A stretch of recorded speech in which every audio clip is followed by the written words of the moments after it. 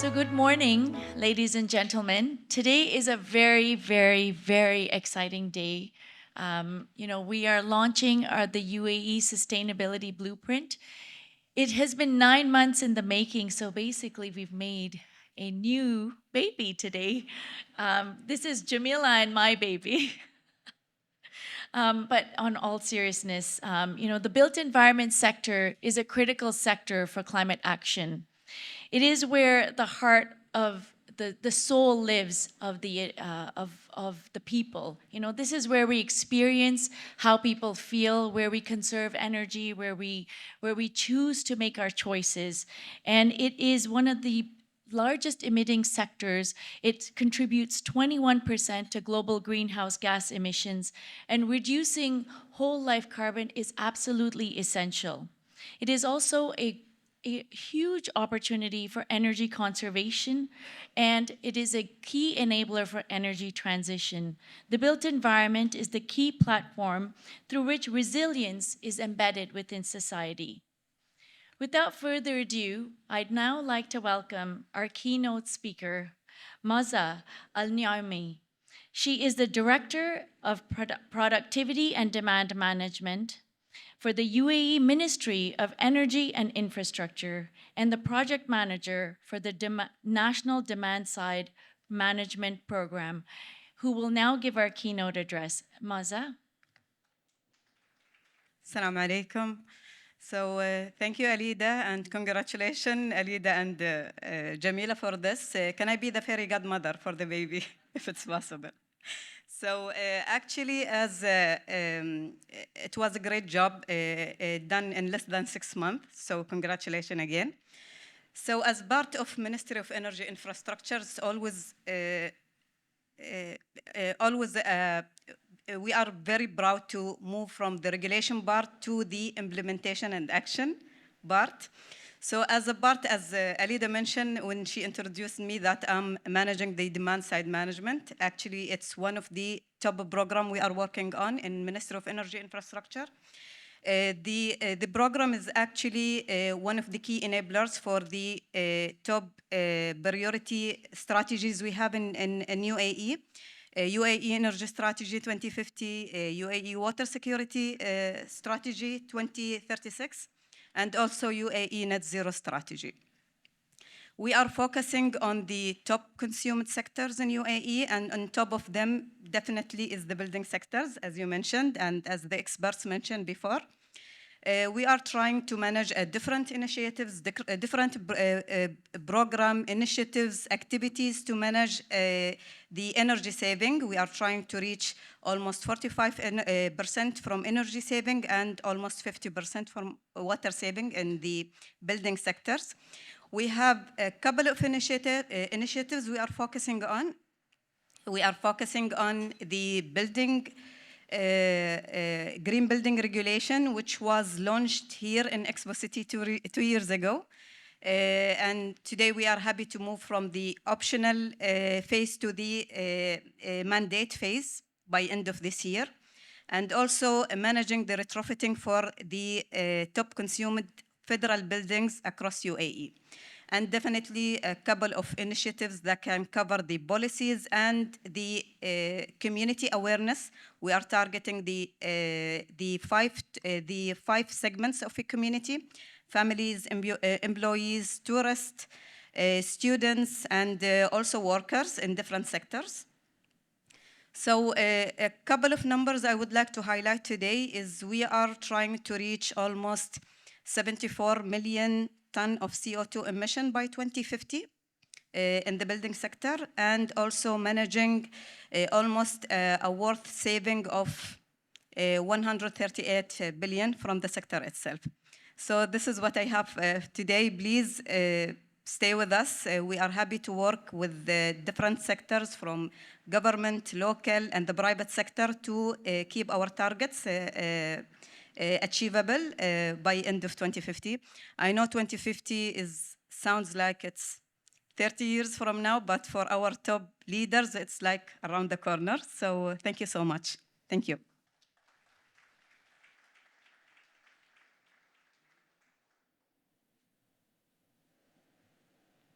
Thank you so much, Mahza. Now I'd like to invite Jamila Elmir. She is the senior advisor to the high-level champions for COP28. Jamila has over 16 years of experience in environmental and sustainability strategy and policy development on a wide range of topics, including large-scale infrastructure development, master planning, citywide planning, climate change, and urban waste management. I'd now like to invite my colleague and friend Jamila up to the stage.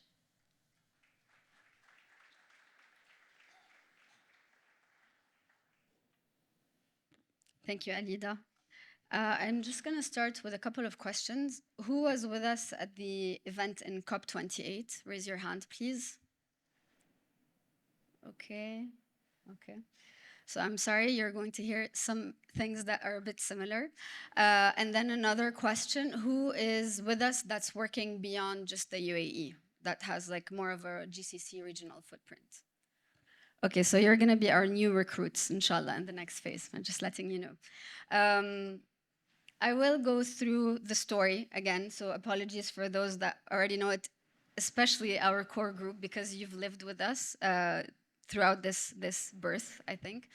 The why, I think we've heard the why from different people in different statistics, but the building sector is one of the most promising sectors to really achieve our immediate targets for 2030 in terms of decarbonization.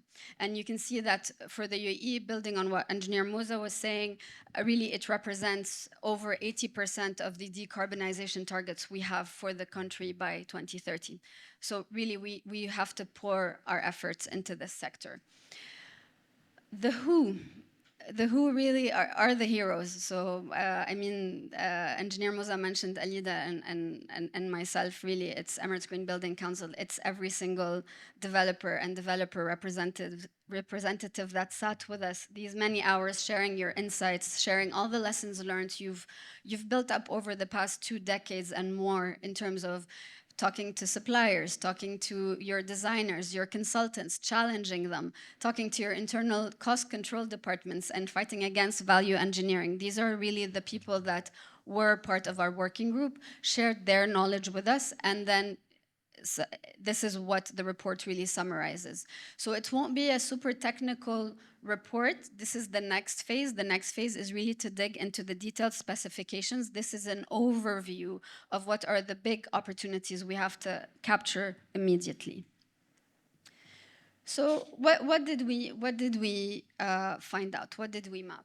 5 real key areas of opportunities, challenges that are really opportunities. Okay, so the questions we asked, what are the biggest areas of challenges, and then what are the biggest opportunities, what are you already doing, etc. And we found the 5 areas were policy, building materials and systems, green finance, data, and skills. And I'm sure it's not a surprise to anyone in this room.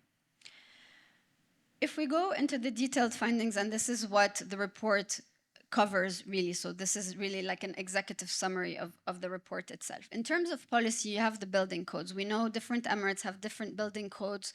At the federal level, there are also building regulation, but there's a bit an opportunity to harmonize even further and raise the bar when we do this harmonization.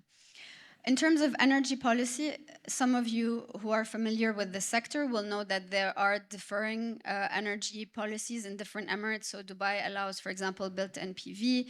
Abu Dhabi has some policies around that as well. Other emirates, not so much. And so the opportunity is to really develop further the energy policies that would allow decentralized renewable energy to help decarbonize the sector. And then there are also the questions of renewable energy certificates and power purchase agreements that would be more available in different formats to private sector players. And finally, building performance requirements, which could be in different forms and formats, energy performance certificates, for example, building retrofit requirements, etc. So these are the real readily available opportunities for us to grasp. And we're very lucky that Engineer Musa said she's the God fairy, but actually the Ministry of Energy did endorse this effort and are now really the host of the upcoming phase in terms of co-designing policy. So what this working group is going to do is act as a core consultative group for designing the next phase of policy under the demand side management program for buildings. In terms of building systems, and we were very lucky as well to have knowledge partners from industry, including the HRI, that gave us these data points to confirm. We all know, especially consultants and practitioners in the market, know that the materials we have are not often the most highest performing materials, and there are high performing materials, but they usually come at a premium, right? And so understanding where is the average performance of the market is useful, and there's this opportunity to raise the bar on specifications of building systems, building materials. We know there are solutions. We heard of desert boards, for example, today, but we also, through our discussions, hear from different suppliers talking about availability of green cement or green steel, etc., lower carbon steel.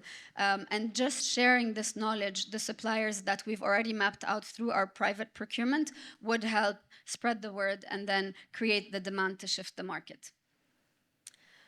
In terms of building systems, there's also the operational side and really looking at how do you enhance building performance through, for example, leveraging the strength of existing players like the facility management players, like the ESCOs, upskilling them, which then will link us back to the skills component. Green finance was a very interesting topic, and this is partially because HSBC sponsored this work and opened the door to green finance. And then we had really engaging conversations with the finance sector, including the big players of the local market like Emirates NBD and FAB. And what we found out that the enablers for the developers are different than the enablers required for the banking sector. And the banking sector needs, for example, endorse green standards. What is the threshold? Istidama 3 Pearl, how does it equate to LEED Gold, which is a bit more known for international banks? How does that compare to where the government wants to go? And so that endorsement from government, from a financial perspective, the central bank or Ministry of Energy with the central bank are the kind of unlocks that the finance sector needs that when we talk within the construction industry, we wouldn't have seen. So we kind of had this blind spot, and this is something that we want to continue taking forward. Data is a big enabler in terms of understanding the current baseline performance of the building stock so that financiers can comfortably say, you know what, this is where the baseline is. I'm going to allocate, for example, this bucket of money to help transition to the next level. Without this baseline, it's very difficult for banks to convince their internal management of the business case to go and support transitional action plans. And then there's a risk return, you know, like the return of the risk of funding green activities that might be dubbed as greenwashing, which is then again why you need this endorsement from federal government.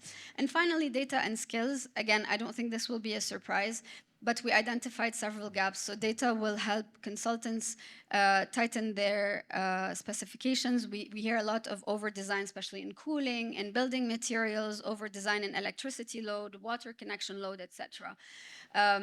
There's also data that would help update the building codes. So a lot of you probably have had discussions with permitting entities and you wanted to go beyond business as usual, but you were told, you know what, I have to comply with the code, with the minimum code. I cannot reduce beyond the minimum code. So data and benchmarking will be very helpful to make these conversations move forward. And then finally, upskilling, and this is across the market. I do encourage you to go to see the report. I'll put a QR code just to let you know our next steps. So we did mention that we'll be working very closely with the Ministry of Energy and Infrastructure on co-designing the next suite of policies, and they do have a suite of policies that really relates very strongly to the areas of opportunities that we identified. So harmonization of national building codes, decentralized renewable energy, building retrofitting and energy performance requirements. And it's really very, very encouraging that there is such a strong alignment between public sector and private sector. And building on what Moza mentioned, really this dialogue between public and private sector is going from strength to strength over the past couple of years. The next step is really also to look at the market mechanisms. So policy we're working on, what can the developers do as a next step? And this is what I said, what I meant by saying this is where we're going to need to get a bit technical. And what we're doing is mapping the current internal sustainability criteria for our developers. And we're very blessed to have the most ambitious developers in the country, or some of them, at least the majority of them, with us in this working group.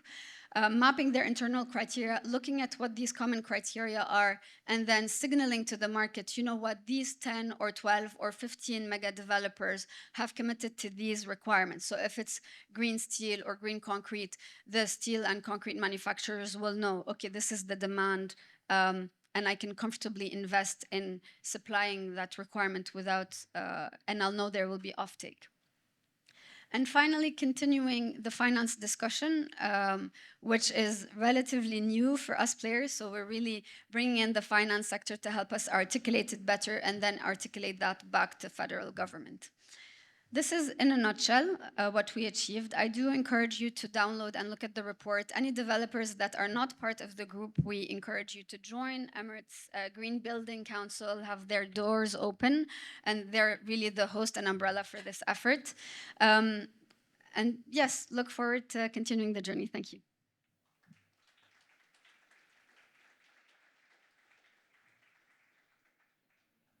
Thank you, Jamila. I encourage all of you to take some time, read the report. It has a lot of great insights for those who are starting their journey, who are already on their journey and want to see what are the challenges, opportunities for moving forward. I'd now like to move on to a panel discussion, and I'd like to invite our esteemed panelists to the stage. Jamila, if you could please join us. Nadine, Chris Wan, Abdul Latif from Emirates Green Building Council, and Jonathan Keys from HSBC. Please give them a warm round of applause.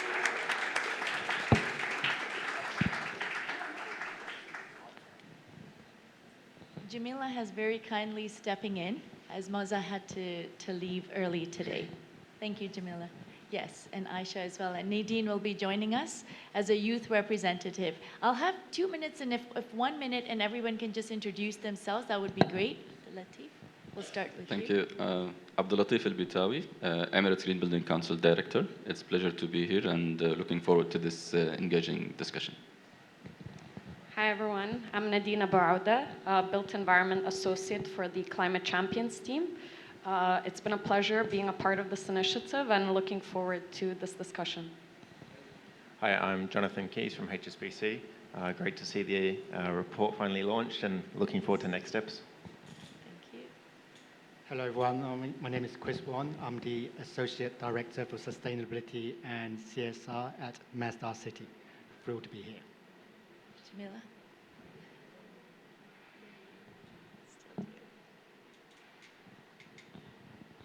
Hi, everyone. I was just on the floor. But yeah, I'm Senior Advisor with Her Excellency Razan. Thank you so much. Jamila, I'm going to start with you. Since we've started the journey, we've been dreaming of this report. We started back in, I think it was in March, we started talking about it. In May, it became a reality where we had our first roundtable. And then we've been looking at how we start scaling this regionally. Can you tell us a little bit more about what this looks like? Thank you, Alida. Yes, and I'm sorry, I forgot to talk about the history of how this was born. Yeah. So the role of the high-level champion, like all of you already know probably, is mobilizing non-state actors. And in May, we had an event in Dubai for private sector. It was quite well attended. And there, Her Excellency had a roundtable with the CEOs of most of the core members of our working group today. And that's where the idea really crystallized, because all of the CEOs of the mega developers mentioned very similar pain points. There was this common desire to achieve and a common request to be given the enablers, right? And this is so amazing. I mean, somebody tells you, I want to do more, let me do more. You can only support them to do more, and this is how the working group was created. And then we were blessed that each one of them has a powerhouse of chief sustainability officers that then really helped us build this idea. And I think as we were on this journey, you start realizing that a lot of these enablers have a regional nature. So for example, green materials, if there was a regional market in the GCC, for example, for green cement, green steel, if the developers in Saudi, Kuwait, Qatar, UAE, all asked for this, I'm sure in 2 years' time you'll have it. And I think as we were going through this journey and looking at the progress within the UAE, you see nearly like a tag game between policy and private players. So Istidama came in 2008 and Masdar came, and then Sa'fat came and Expo City, and Ras Al Khaimah advanced the policy. So really the advancement in the country was this collaboration, maybe not spoken at first, but now very explicit between public and private. And I think the dream that we keep on talking about, Alida, is selling and bringing, like, widening the people who are having this same dream. Yeah, and it's really about all of the people in this room, right, making this happen. It can't be by ourselves. Like, we can dream, but if we have no partners, it's going to be a very, very sad dream. So we were really blessed with having the key developers start the initial process, and now we've been blessed with extended family. So Chris, I'd like to move on to you. Masdar City, you know, a legacy that has existed in the UAE. We'd love to find out a little bit more about the blueprint for sustainability and the net zero design. What are some challenges that you're hoping that the UAE blueprint and the government partners can help you along your journey? Well, first of all, I'm here to represent Masdar City, one of those companies who want to do more. And we've been trying to do more for the last 16 plus years, having broke ground in 2008. And so along that journey, we have been doing a balancing act about what is at the edge of sustainable design and construction, but at the same time, what is economically viable and what's practical, working with the real life barriers and challenges, with what's existing with the supply chain, with the regulations in hand. So it's always been a balancing act.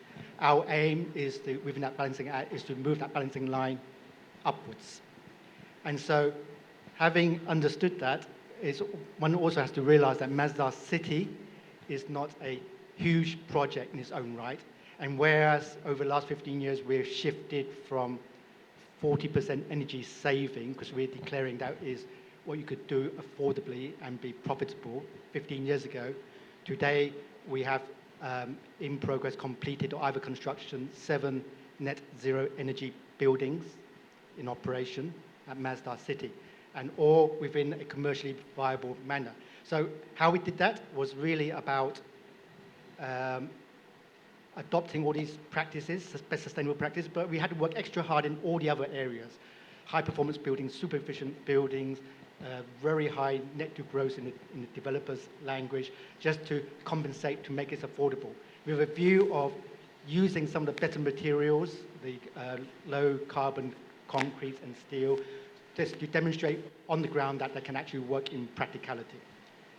But again, we are a very small development in the very large sort of global arena.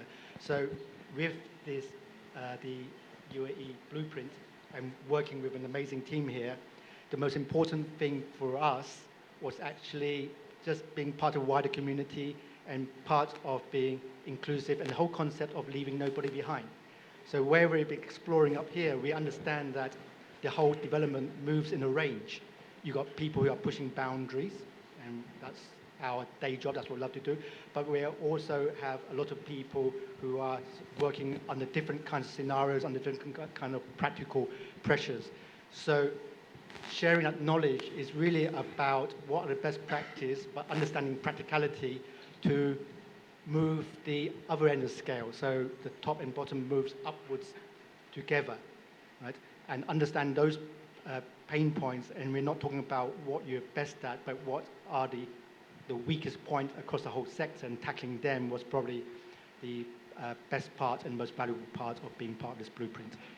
You said that so well, and I think that has been the beauty of getting people together. It's sharing best practices. But what I really liked is, you know, and you've really talked about what it's about being economically profitable. And a lot of people are challenged by thinking that sustainability, and when you go into sustainable designs, that it's going to cost you a lot more. So it's good to hear that even Masdar City is making lots of money through this process. Abdul Latif, moving on to you. So the Emirates Green Building Council has been providing a platform for engaging the public and private sectors. Can you please tell us about how the UAE blueprint builds on the momentum from the market that you've seen over the years, and how the Emirates Green Building Council can support developers and governments in this process? In 2006, a group of professionals who had passion but also vision came together and they established Emirates Green Building Council. What they had thought about that time is that there need to be change to the built environment in the UAE. It has to be more sustainable. It has to transition to a greener kind of built environment. And since then, we've seen a lot of, if you say, growth in interest and in momentum in that area. However, things were done in isolation.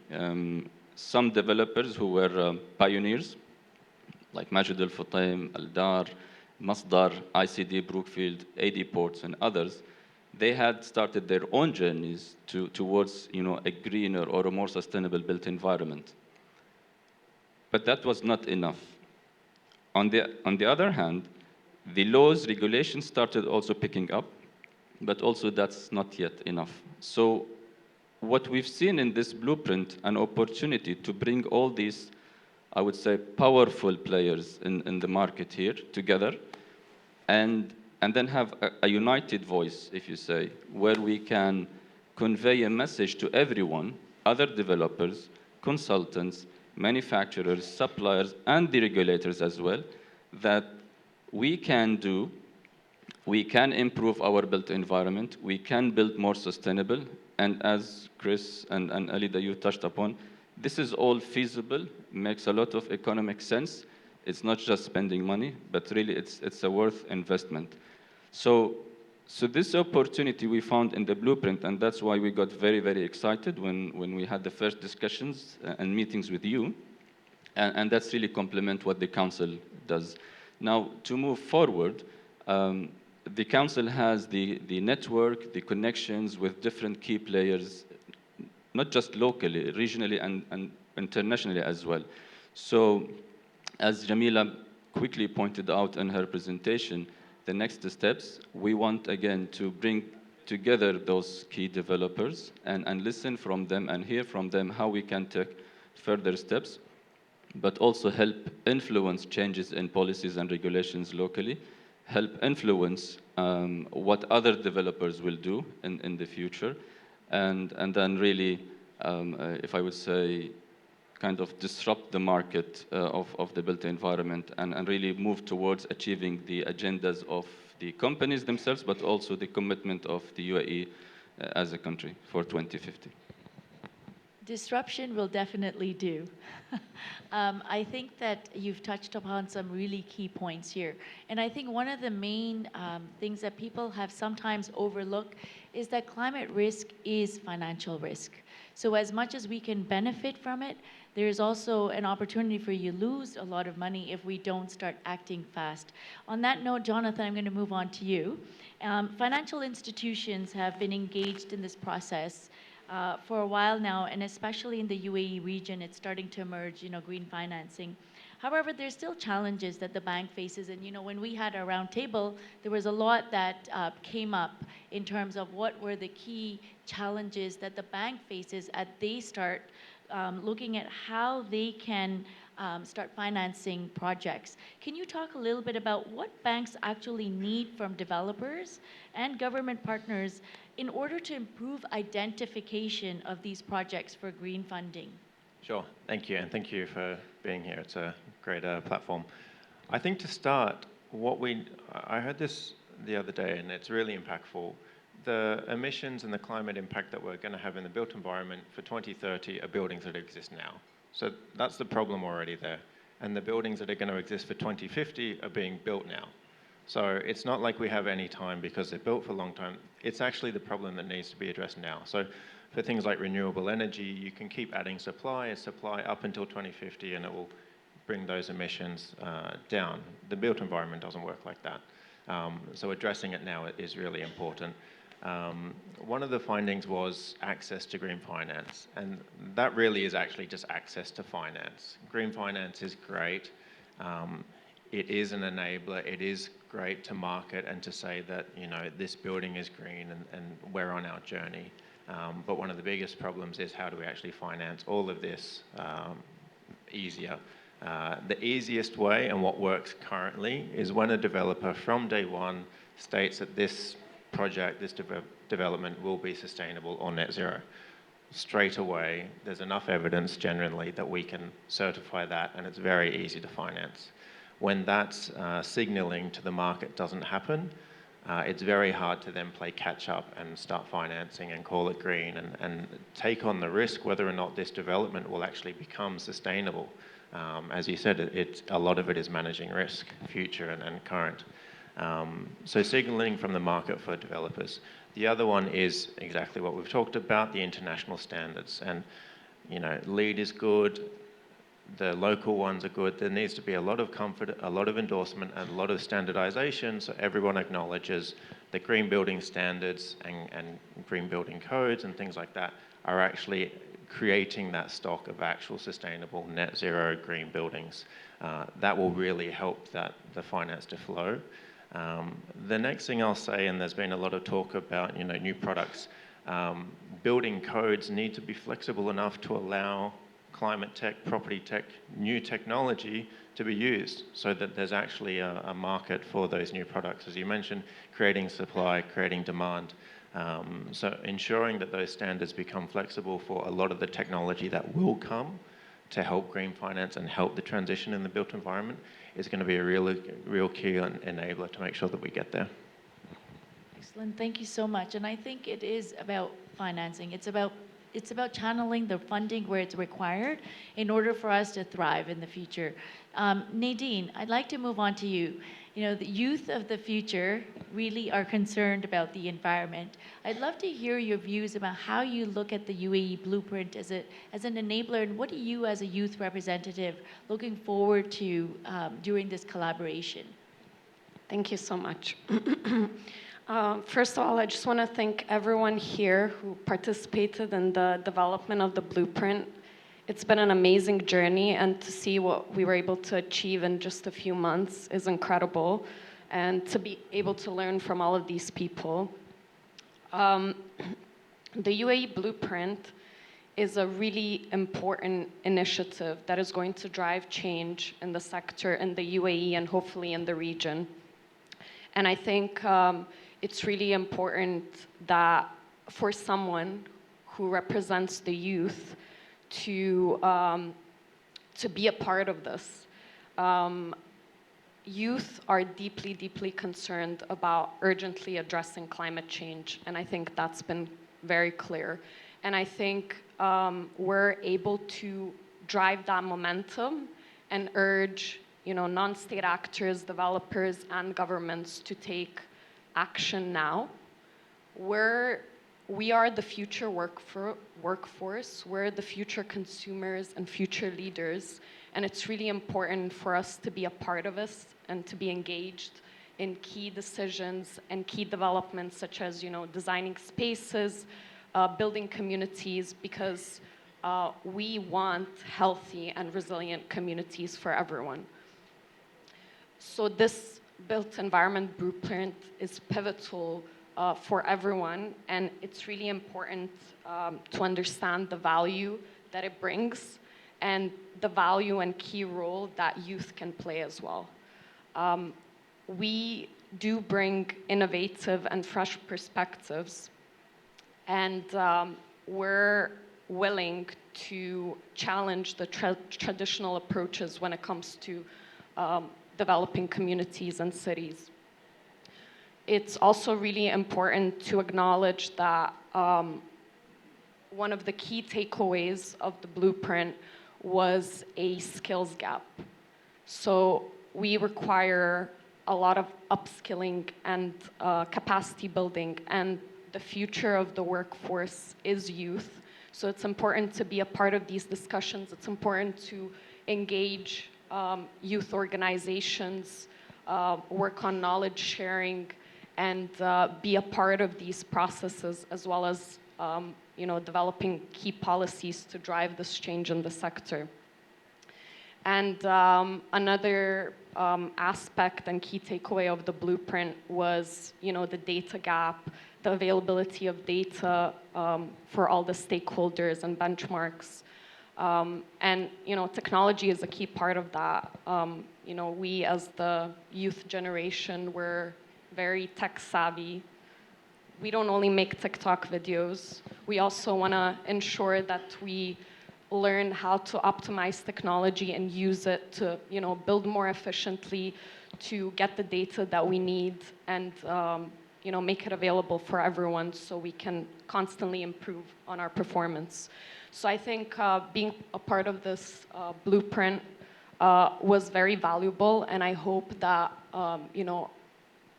moving on from this, we can continue to engage more youth and make them a key part of this process and drive change. Excellent. So well said, Nadine. You're not only the future, you're the present. And so that's what we have to really think about. I remember at COP27, I heard this young gentleman speak, and he spoke, and he was a youth, he was maybe 22. And this is where I heard the first time a youth said, we are not the future, we are the present. We need a voice. You are designing for our future. So I think you put it really well that, it is important to have a youth voice. These are your future clients, by the way, for those who are in here. So it's good to hear from them, because they will be buying the stock that you build once they have enough money to save. But thanks, Nadine. Chris, coming back to you. Masdar City has developed and implemented environmental design guidelines across its portfolios with minimum performance standards, which I think have been higher than normal. And what has the implementation process looked like in terms of energy efficiency, certifications, materials, and engaging suppliers, contractors, and third parties? Because these are some of the challenges that I think a lot of developers are facing currently. Well, first of all, I just want to make a statement about cities. And to everybody, we all know that cities are soft in nature, about cities of communities and cities of culture. However, when it comes to moving the needle and how to go on journeys, for example, as decarbonisation, one has to figure out ways to make everybody in a multidisciplinary universe try and get together and run in the same direction. So one of the tools that we use, we have to resort to numbers because everyone understands numbers. So amongst our kind of palette of materials, we have developed some environmental criteria. For example, we say things like the minimum energy saving for a building at Masdar City has to reach 40% based on LEED, Estama, ASHRAE systems. And that is kind of a non-movable item. And we have similar criteria for water, for waste. We even specify minimum green building rating standards across the board, so that when everyone sits around the table, right, and all these multidisciplinary people sitting around the table, each person thinking that their own specialist subject is probably the most important subject because that's what they're trained for, and how to figure out a way to get them all working together and to all run in the same direction on a common mission statement. So that's where the numbers help, because they're non-arguable, they're there, and it helps align everyone to come together. And that's not only in the design, that comes across board when we commit to our clients, to our tenants, to our partners, and then also at the other end scale from the construction delivery and also to facility management when it comes to energy auditing and water auditing of what are the standards to to keep. This is a live set of data that we use, and I think I did mention 40%, but the most important thing is not what the actual numbers are. The most important thing for us, the learning, was that to actually have numbers in the first place. I mean, when we plucked out the original number and we said, okay, we're going to go for 25%, it was done in the split second, 25%, not knowing if it's the right number or wrong number. Then we built and tested it, and we thought we could do a little bit better, or it's too challenging, and we reversed it backwards. So these kind of metrics is what we're encouraging everyone to use.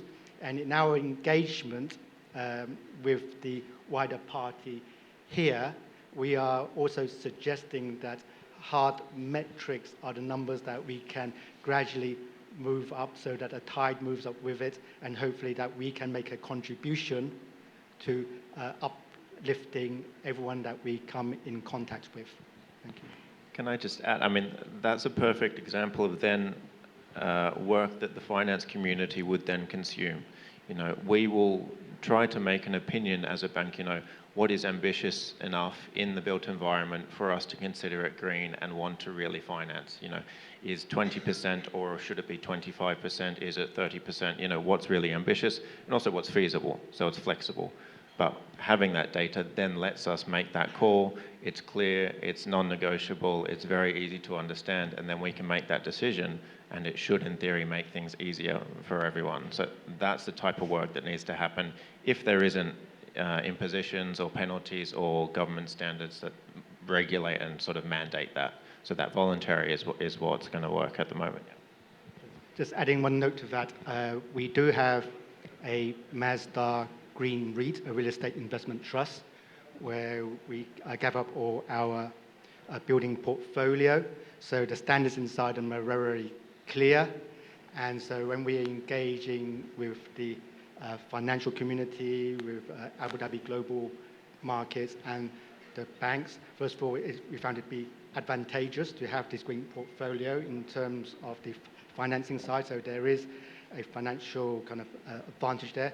But back to the point about numbers, the conversation was actually very straightforward and simple because, again, we were clear what we wanted to build, and I think it was a very quick conversation. And just to add, I mean, most bankers doing the financing aren't sustainability experts. So it's our job as the ones in the bank to educate, but when it comes to client discussions that were happening across the market everywhere, you know, having it as easy to understand and a no-brainer, that's what really helps. Yeah. Chris, what were the challenges? I'm going a little off script here, but I'd love to hear, you know, you put up a number out there, and then you raised the bar eventually. What were some of the major challenges or even minor challenges that you guys faced in resistance? The first challenge was people coming to us asking for a waiver. You know, why did you come to Mazda City? Because we want to be part of a sustainable community, but we need a waiver because it's hurting our bottom line. And that was a very common response. But you see, we don't use the numbers only for internally, but we use the same numbers to engage with all the third-party developers that work with us. So that's been a very interesting journey. People are coming in from an investment point of view, and then we work very closely with them. And without exception, they've all reached the bar that we have set. But it's through kind of careful, passion-driven collaboration to get it apart. And so there is still out there, even today, that there's a belief that usually a financial barrier is insurmountable. But we have shown time and time again that if you get the right approach in the first place, that all these can be overcome. And I'm talking about 40% now. Right? Somewhere between 40% and the world of net zero is a variable bar. And we're at net zero, we're pulling it up. And again, we're also kind of pushing up from the bottom. So that goes back to the point of two things, the educational side, right?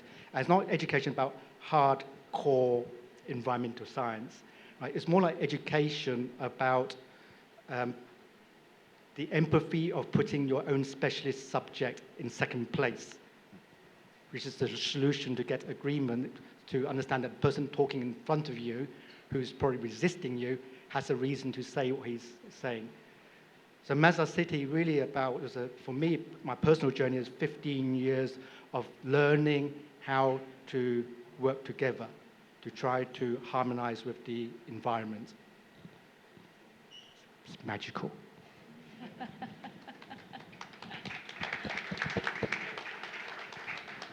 Jamila, this has been an area that you've really, really been pushing. Let's raise the benchmark. Let's see what we can do. And this is what you're hoping that, you know, as the UAE, you know, developers come together. What do you really, how do you take what Chris has just said and make it a reality? What are you hoping for? Sorry, I just have to say one thing that's been an internal thought ever since I stepped on this panel. I shouldn't be the one on this panel. I think I can see at least 3 other of the colleagues from the other developers, but we had a last-minute change like 15 minutes before the panel, which is why I'm here and not the developers.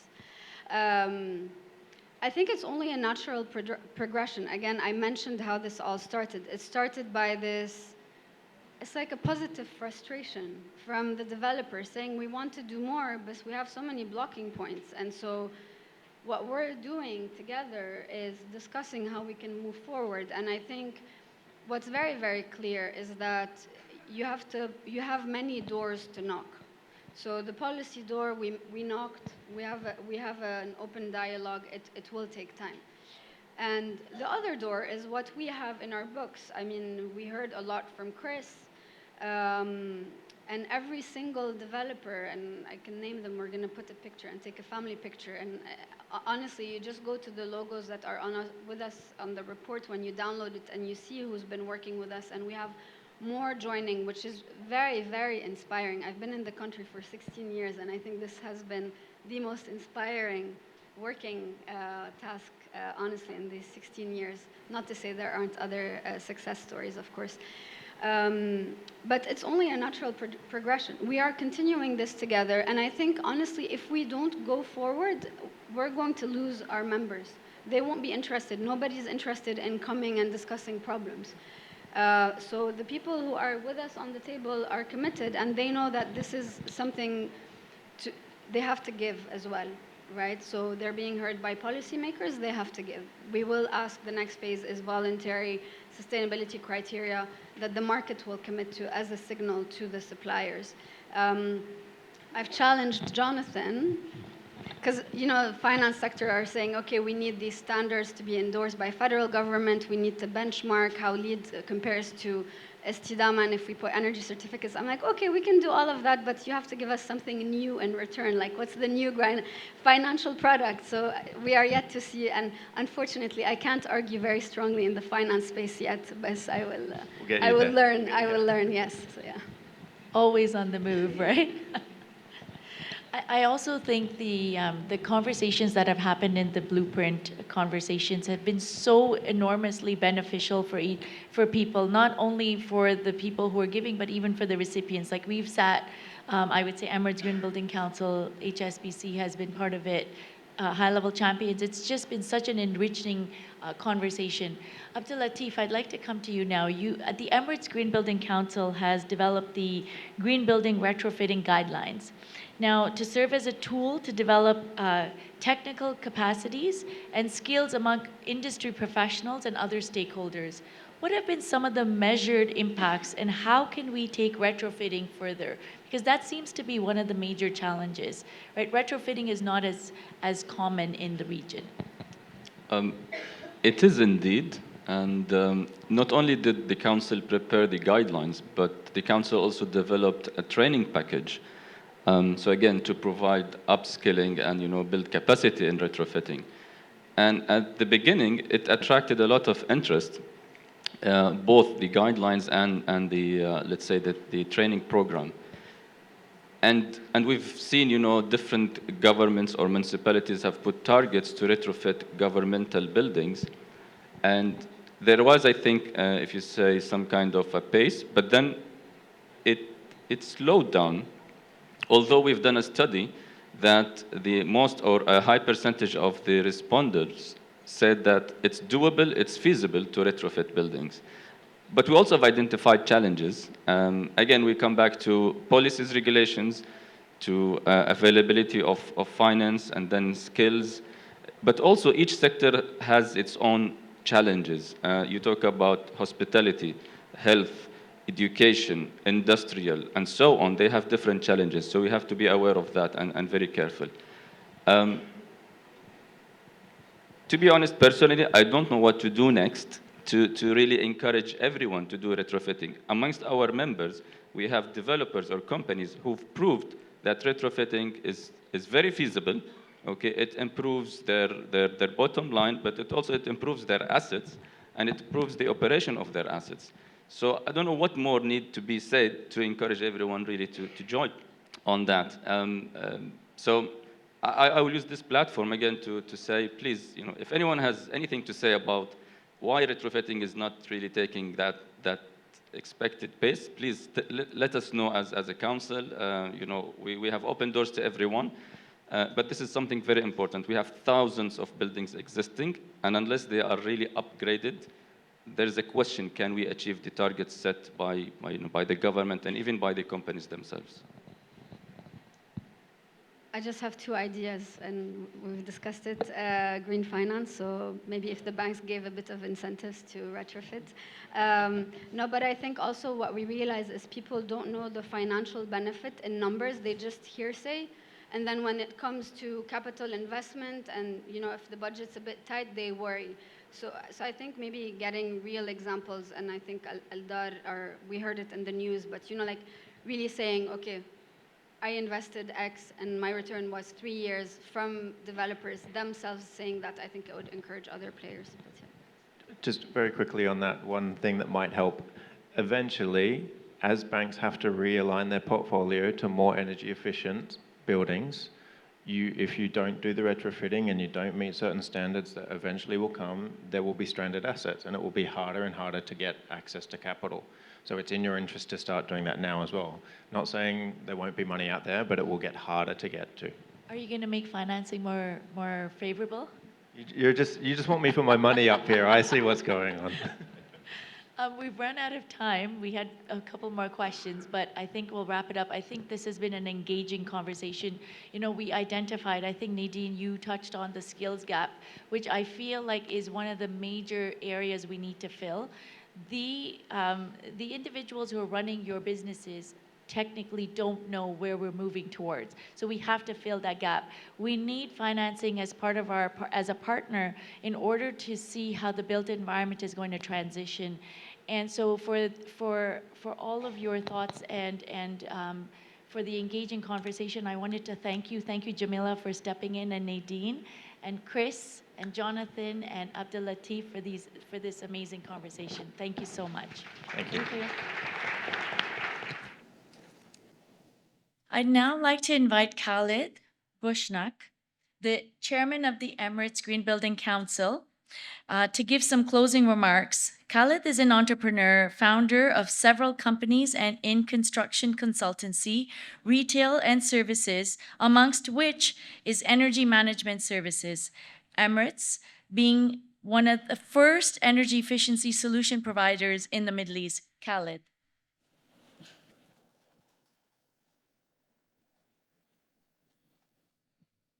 I think they need to change that photo, or I should go mute. Yeah. This is truly a cornerstone. This is a fantastic milestone into our journey into the net zero. The effort that has been done and put in this report is going to form the basis for many regulations and initiatives that will lead us towards the net zero. So I would like to really express my gratitude and appreciation to all the parties that contributed into putting this report. It's a perfect and beautiful product of the cooperation between the public and the private sector. The private sector, multi-billion-dollar companies that are dedicated towards sustainability, they are putting their hands together with the government to achieve sustainability. It's it's very important. I always say that people working in sustainability are lonely people. So they need to speak the same language. And I think the platform is being created now to speak that language. And it's going to be a very powerful language. So here, I would like to extend my sincere gratitude to all the contributors, especially the Ministry of Energy and Infrastructure, Ministry of Climate Change and Environment, Her Excellency Razan Mubarak, Ms. Jamila Almir, the Climate Champions Team, HSBC, ASHRAE, participating real estate developers, financial institutions, and all stakeholders that played an integral role in developing this. You see the power behind this? It's really a very powerful product. So this report is a culmination of rigorous effort over the past months in the product of throughout research, extensive workshops, engaging leaders of real estate developers and financial institutions, and valuable insights gained through engagement of various. I need to read it because I don't want to drop someone out. It solidifies our commitment to aligning with sustainable visions and strategies, serving as a guiding light for the transition to energy environmental friendly building environment. So once again, I wish to thank you all for attending. This demonstrates your interest and your contribution. And I want to thank again everybody who participated in building, establishing this report. Please, if anybody wants any more information, EGBC is most helpful to assist you into this. Thank you very much.